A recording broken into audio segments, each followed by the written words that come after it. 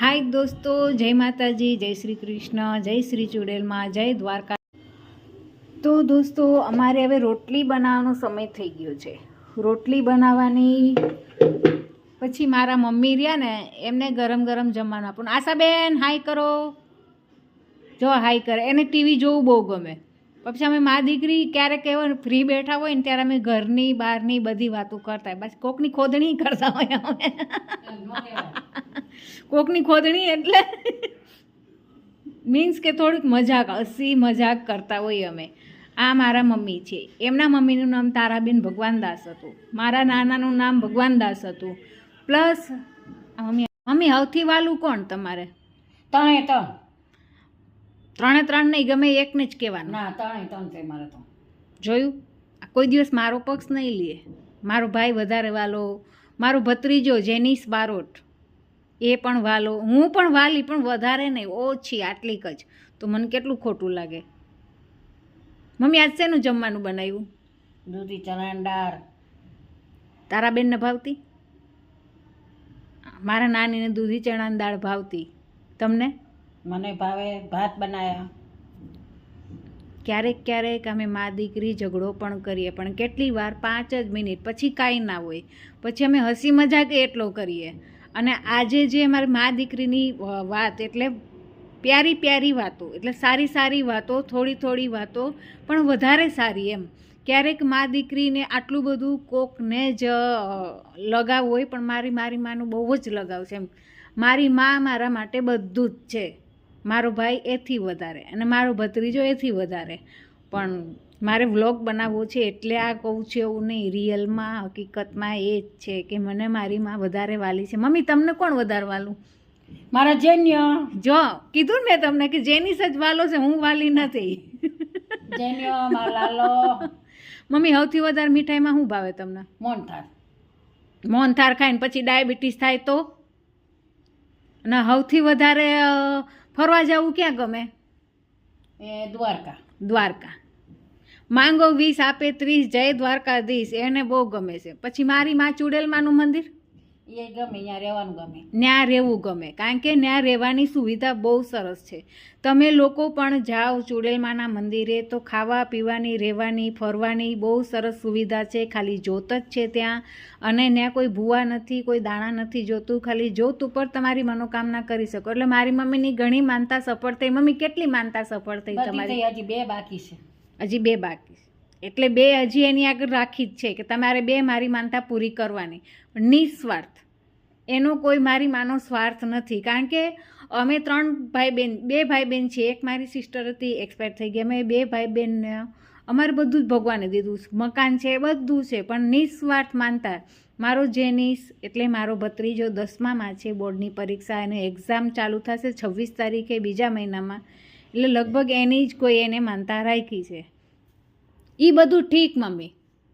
બીજું કંઈક કહો, તમારી જિંદગીની અંદર સુખ સુવિધા કેવી છે? બહુ સારું છે.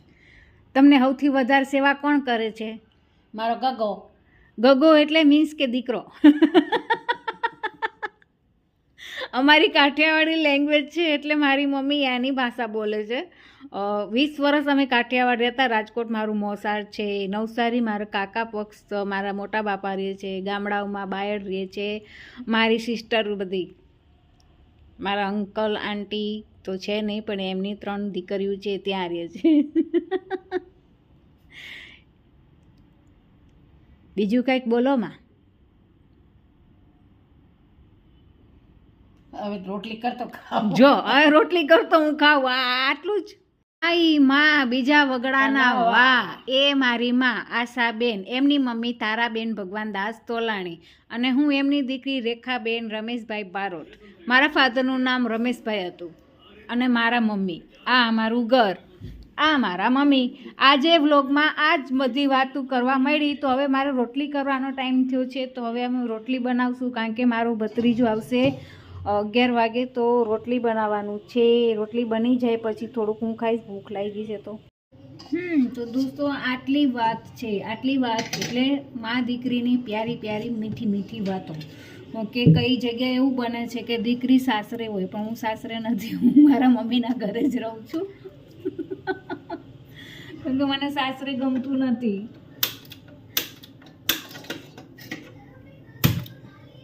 એ તો બધું ઠીક છે, પણ અમે ક્યારેક મજાક પણ કરી, ક્યારેક મસ્તી પણ કરી. મારી મમ્મી એટલે મારી બેસ્ટ ફ્રેન્ડ પણ છે, મારી દોસ્ત છે, મારી માં છે. જે કહો તે મારી મમ્મી જ છે. મારા ભાઈ ઉપર મારે લાગણી વધારે. એટલે આ વ્લોગમાં ખાલી પરિવારની મીઠી વાતો અને મા દીકરીની પ્રેમ, સારી વાતો. ક્યારેક ઝઘડો થાય પણ એ 2 મિનિટ 3 મિનિટનું જોઈ, પછી એથી વધારે અમારો ઝઘડો હોય તો નથી. મારા ભત્રીજા સાથે પણ મારો ઝઘડો થાય, પણ એ પણ 5 મિનિટ, કારણ કે મને બહુ જ વાલો છે. મારો ભત્રીજો મને એટલો વાલો છે ને, એને થોડુંક પણ થાય ને તો મને મારું દિમાગ ફાટી જાય, અને કોઈ કહે તો એ મને ના ગમે. એટલે તરત આ વ્લોગ જોઈને લાઈક કમેન્ટ કરજો, અને તમે પણ તમારા પરિવારમાં આવી રીતે જ રહેજો, અને ભગવાન તમને સદબુદ્ધિ, શક્તિ, યાદશક્તિ ભરપૂર દે, અને સરસ મજાની તમારી બધાની મનોકામના પૂરી કરે. જય ચુડેલમાં, જય શ્રી કૃષ્ણ, રાધે રાધે, જય દ્વારકાધીશ, જય શ્રી ચુડેલમાં. હું બહુ માનું છું ચુડેલમાં, ને દ્વારકા પણ જઈ છું. હવે અમારે જવાનો વિચાર છે અમારા પરિવાર સાથે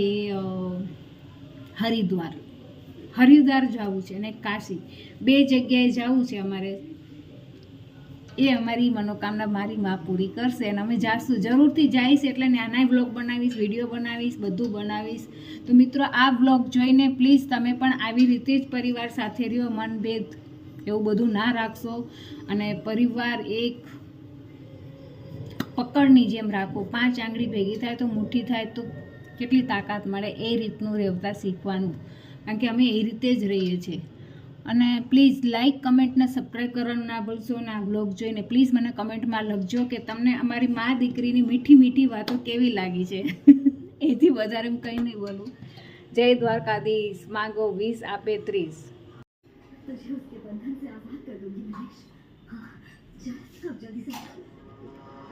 હાય દોસ્તો, જો હવે મા દીકરી બે ચોખ્ખા દેખાય. મમ્મી દેખાય ગઈ, જો તો દેખાય. મને તો ક્યાં દેખાય છે? મને ક્યાં દેખાય છે? ક્યાં દેખાય છે? આમ દેખાય. જમવાનું પૂરું લે. મને તો લઈને આવું ને. જમવાનું સાથે જમવાનું, જો ચણાની દાળ છે, ભાત છે, બાસમતી ભાત બનાય, રોટલી, છાશ. અહીંયા કેવાનું હોય છે, ગાંઠિયા છે. એકવાર હસો તો મમ્મી. ગાંડા જેવી છે, કોટી કહેવાય. ના. બાસમતી ભાત નહીં ખાતા. ગાંડા જેવી છે. એમ કરે કે કોઈ ખાતા ખાતા આ પેલી વખત ખાઈ છે. એવું નહીં, ખાતા તો હોય પણ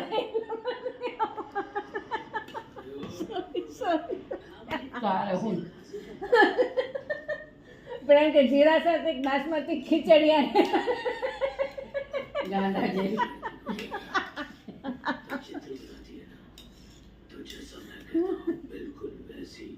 અવડું